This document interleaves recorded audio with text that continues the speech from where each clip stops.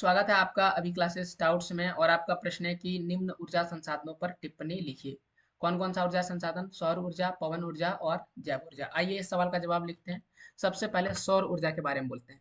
देखिए, सूर्य की किरणों से प्राप्त ऊर्जा जो है वो सौर ऊर्जा का नाम से जानी जाती है। सौर ऊर्जा को काम में लाने के लिए दो प्रक्रमों की अधिक प्रभावी माना जाता है। एक को है फोटोवोल्टाइक और दूसरा है सौर तापीय प्रौद्योगिकी। इन दोनों टेक्नोलॉजी की मदद से ही, दोनों तकनीक की मदद से ही हम सौर ऊर्जा प्राप्त कर सकते हैं। देखिए, फोटो वोल्टाइक प्रक्रम के अंतर्गत सौर ऊर्जा फोटोवोल्टाइक सेल के माध्यम से, सेल यहाँ पर बैटरी के लिए प्रयोग किया गया है, सीधे विद्युत ऊर्जा में बदल जाता है, यानी कि हम इससे विद्युत बनाते हैं। सौर तापीय प्रौद्योगिकी में सौर ऊर्जा का तापीय ऊर्जा में बदला जाता है, यानी कि हमें इससे बिजली बनाने की जरूरत नहीं है, इससे गर्मी बनाएंगे। और इस ताप का प्रयोग हम लोग बिजली बनाने में या तो अन्य किसी भी प्रकार के चीजों में, जैसे सौर कुकर हो गया, सौर कुकर, तो इसमें हम लोग क्या करते हैं, सीधे तापीय विद्युत ऊर्जा का प्रयोग करते हैं। सौर तापीय प्रौद्योगिकी अधिक लाभप्रद है क्योंकि ये पर्यावरण के अनुकूल तथा निर्माण में आसान है। भारत के गुजरात राज्य की बात करें और राजस्थान राज्य की बात करें, इन दो राज्यों में सौर ऊर्जा के विकास की अधिक संभावनाएं हैं।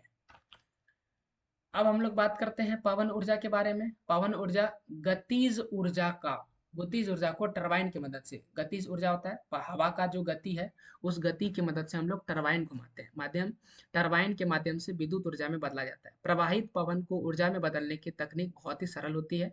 पवन ऊर्जा को पूर्ण रूप से प्रदूषण मुक्त है क्योंकि इसमें किसी भी प्रकार का प्रदूषण हम नहीं फैलाते हैं। सौर ऊर्जा का असमाप्त स्रोत है। असमाप्त स्रोत का मतलब ये कभी खत्म होने वाला नहीं है। पवन ऊर्जा के लिए राजस्थान, गुजरात, महाराष्ट्र, कर्नाटक, ये सारे राज्य क्या है, एक अनुकूल जो है परिस्थिति उत्पन्न करवाते हैं, यानी मौजूद करवाते हैं। अब हम लोग जैव ऊर्जा की बात कर लेते हैं। देखिए, जैविक उत्पादों से प्राप्त होने वाली ऊर्जा जैव ऊर्जा कहलाती है। जैव ऊर्जा विद्युत ऊर्जा, ताप ऊर्जा अथवा खाना पकाने के लिए गैसों में परिवर्तित किया जा सकता है। यह अपशिष्ट, जैसे कि कुछ कूड़ा हो गया, कचरा हो गया, जितने भी अपशिष्ट हो गए, इन प्रक्रमित करेगा एवं ऊर्जा भी उत्पादन करेगा, यानी इसको खत्म भी करेगा और ऊर्जा भी देगा। यह विकासशील देशों के ग्रामीण क्षेत्रों के आर्थिक जीवन को भी बेहतर बनाएगा तथा पर्यावरण प्रदूषण को भी हटाएगा, क्योंकि जैसे जैसे कचरा खत्म होगा, पर्यावरण प्रदूषण कम होगा। इससे जलाऊ लकड़ी का दबाव कम होगा, जो जला लकड़ी हम लोग जलाते हैं उसका भी दबाव कम होगा। नगर पालिका कचरे को, जितना भी नगर पालिका में कचरे है उसे ऊर्जा में बदलने वाली ऐसी परियोजना नई दिल्ली के ओखला में भी स्थित है। ठीक है, तो ये है जैव ऊर्जा, पवन ऊर्जा, और इसके पहले मैंने आपको सौर ऊर्जा बताया। ऐसे और प्रश्नों के जवाब के लिए चैनल को सब्सक्राइब करें।